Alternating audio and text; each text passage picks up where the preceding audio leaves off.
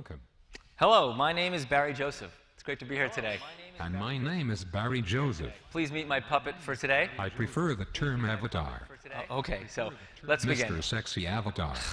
I should have picked that dancing I mouse. still have more hair than you. Would you please just read what it says up there? Columbus said the world is round. Don't you believe a word of that?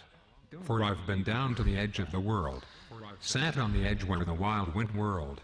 No, I mean, read what it says on the left. You know the stuff we practiced? Oh, it says edge. Keep off. Thank you. What we'd like to do today is talk about the work we've been doing at Global Kids, which we like to The call Edge Project. or Edge work. But to provide context, let's go back to 1997. It was man versus machine in a battle for the ages. It was Gary Kasparov, chess master, versus IBM's Deep Blue. I think we all know who won. And for the first time, a computer beat a top chess master at his own game. The New York Times article opened with, in brisk and brutal fashion, the IBM computer Deep Blue unseated humanity, at least temporarily. If it ever played professionally, Kasparov said at the press I conference, personally guarantee you I will tear it to pieces. 8 years later, however, he had a change of heart. He had held an open chess tournament, open to both grandmasters and Computers novices, competed, not against humans, but alongside them. And the winner was not a grandmaster. or the fastest computer, but the The combination of some ordinary players with ordinary machines. What won the day were those who knew how to integrate computer advice with their own chess-playing knowledge, those for whom the use of a computer seamlessly extended and enhanced their capabilities. Reflecting on this, Wired columnist Clive Thompson points out, computers are nothing short of miraculous. They allow us to work faster, harder, expanding our minds into new realms of efficacy. In the realm of education, digital media clearly is a powerful and essential tool for developing today's learners to meet the challenges of the 21st century. However, computer fluency is not equally accessible. Not everyone feels confident troubleshooting technical problems. Or teaching themselves how to use the latest interfaces, applications, or social network. For many, computers are not an enhancement, but An irritant. a rumph. Rather than enhance their lives, giving them new powers, they are seen as An endless source of frustration, a bottomless pit sucking up their time. an inbox whose list of emails can never be completed. For educators like this, it is self-evident that digital media is a distraction. From the real learning, essential to succeed in school, work, and the civic sphere. In summary, for those comfortable using digital media, Its educational potential seems high. for those wary about digital, Media, the potential significantly lower. The gap between these two can define the challenge posed by today's educators when faced with the question of what role digital media should play within their educational a struggle programs, between those who get it. and those who don't, each side holding the line against the other. Oh, but what an arrogant model. Well, I wouldn't say that. That's why I did. Well, I'd say we need a different model, one that recognizes both the benefits and challenges of incorporating digital media into youth programs. And what might you suggest? Edgework. Now we get to the good stuff. Within each institution, there are forces advancing the use of digital media and at the same time forces constraining them. This may play out at the level of pedagogy within the IT infrastructure, Regarding the existing culture and practices of the institution, or amongst individual educators.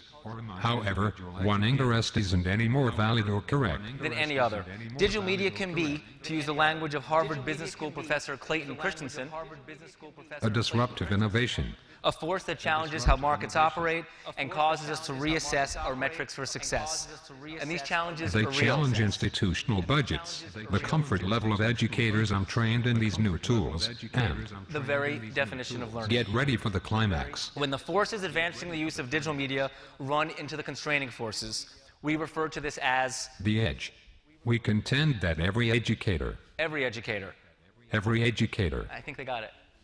from the most wired to the most proudly Luddite, whether in schools, after-school programs, museums, or libraries, is working on this edge.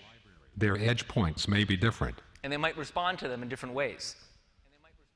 but what they all hold in common, where they all need similar support, is where they work on the edge. The edge of digital media and learning.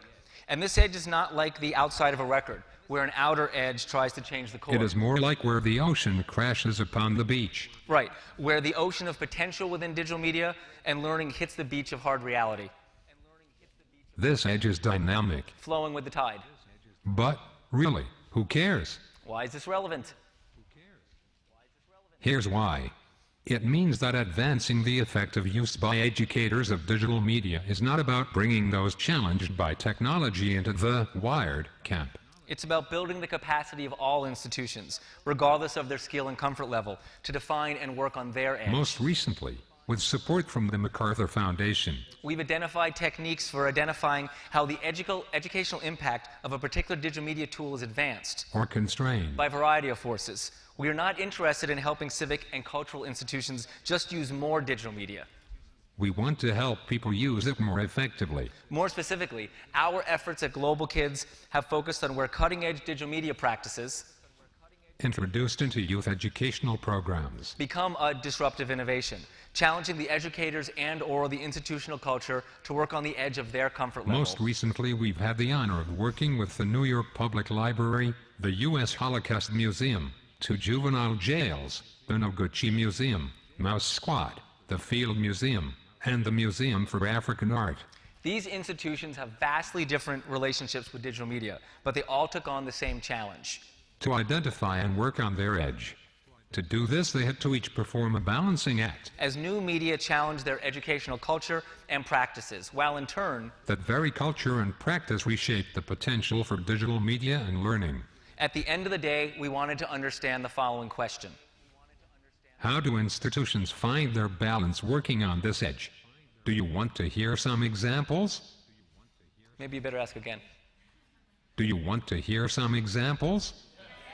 All right, where should we begin? How about the New York Public Library? Okay, we worked with the New York Public Library to support them to offer programs around the city that supported youth to use social media to address the social good, collect badges, and create a portfolio of their work. Roll it! Hi, my name is Carlos Fuentes. This is my first time in a project like this. It was fun, interesting, and I had a great time in the library Hamilton branch. These are all the badges I earned during the program. I earned my negotiation badge for making a comic about social norms. This was a project that we do. The girl in here is trying to get more money, but his boss is sexist and he thinks that women cannot do the same work as the men do. I earned my badge Transmedia Navigation for adding information about civil rights in the U.S. I earned Collective Intelligence Badge as part of a group project to make the Hamilton Hayes page. On the Wikipedia site, I wrote interesting information on the schools and education, but it got deleted by an anonymous source. I learned that I could add information and someone can delete it on Wikipedia. Thank you for listening at my portfolio. That's lovely. But that's just a description of the project. What were their edge points? Well, the library offers all sorts of drop-in programs, but programs which require greater commitment by the youth over a longer period of time are less common. This EDGE project challenged the library to reevaluate their technical ability to support digital media programs and shift their cultural expectations around deeper youth engagement. Is there time for another example? I would think there's time for one more, right? Okay.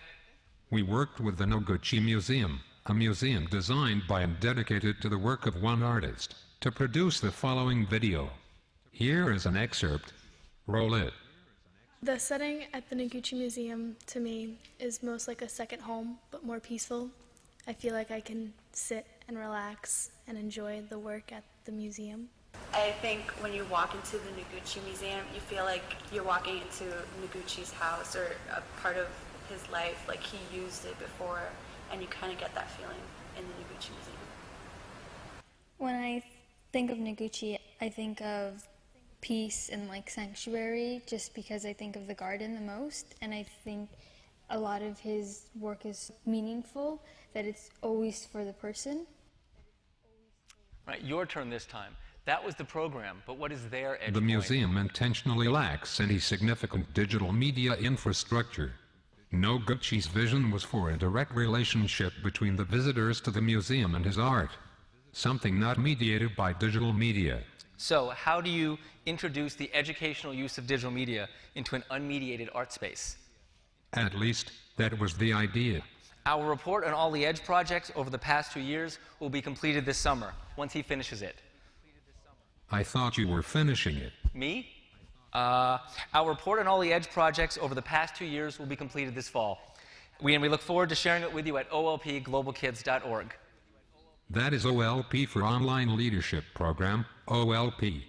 Globalkids.org. I will see you there. Thank you very much.